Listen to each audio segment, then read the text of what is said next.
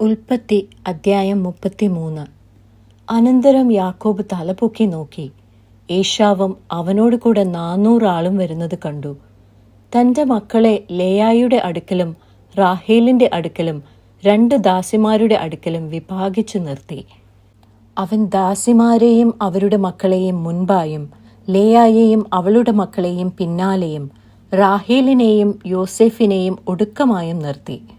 അവൻ അവർക്ക് മുമ്പായി കടന്ന് 7 പ്രാവശ്യം സാഷ്ടാംഗം നമസ്കരിച്ചുകൊണ്ട് തൻ്റെ സഹോദരനോട് അടുത്തു ചെന്നു. ഏശാവ് ഓടി വന്ന് അവനെ എതിരേറ്റ് ആലിംഗനം ചെയ്തു. അവൻ്റെ കഴുത്തിൽ വീണ് അവനെ ചുംബിച്ചു. 2 പേരും കരഞ്ഞു. പിന്നെ അവൻ തലപൊക്കി സ്ത്രീകളെയും കുഞ്ഞുങ്ങളെയും കണ്ടു. നിന്നോട് കൂടെയുള്ള ഇവർ ആരെന്ന് ചോദിച്ചതിന്, ദൈവം അടിയന് നൽകിയിരിക്കുന്ന മക്കൾ എന്ന് അവൻ പറഞ്ഞു. അപ്പോൾ ദാസിമാരും മക്കളും അടുത്തു വന്ന് നമസ്കരിച്ചു. ലേയായും മക്കളും അടുത്തു വന്ന് നമസ്കരിച്ചു. ഒടുവിൽ യോസേഫും റാഹേലും അടുത്തു വന്ന് നമസ്കരിച്ചു. ഞാൻ വഴിക്ക് കണ്ട ആ കൂട്ടമൊക്കെയും എന്തിന് എന്ന് അവൻ ചോദിച്ചതിന്, യജമാനൻ എന്നോട് കൃപ തോന്നേണ്ടതിനാകുന്നു എന്ന് അവൻ പറഞ്ഞു.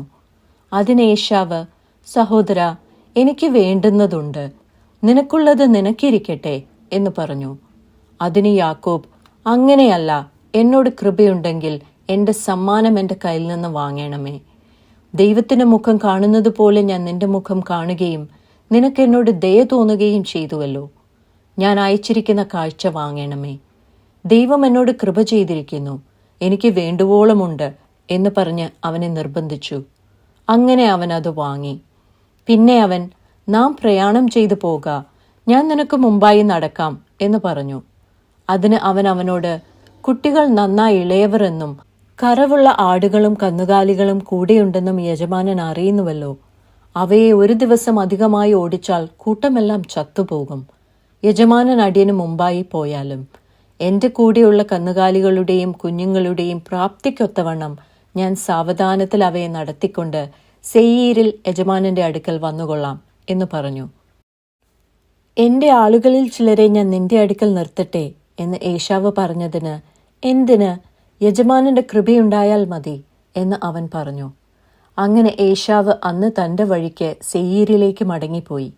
യാക്കോബോ സുക്കോത്തിന് യാത്ര പുറപ്പെട്ടു. തനിക്ക് ഒരു വീട് പണിതു. കന്നുകാലിക്കൂട്ടത്തിന് തൊഴുത്തുകളും കെട്ടി.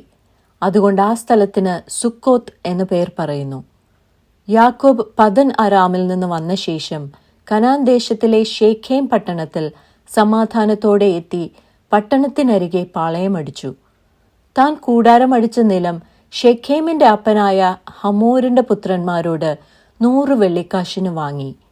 അവിടെ അവനൊരു യാഗപീഠം പണിത് അതിന് ഏൽ എലോഹെ ഇസ്രായേൽ എന്ന് പേരിട്ടു.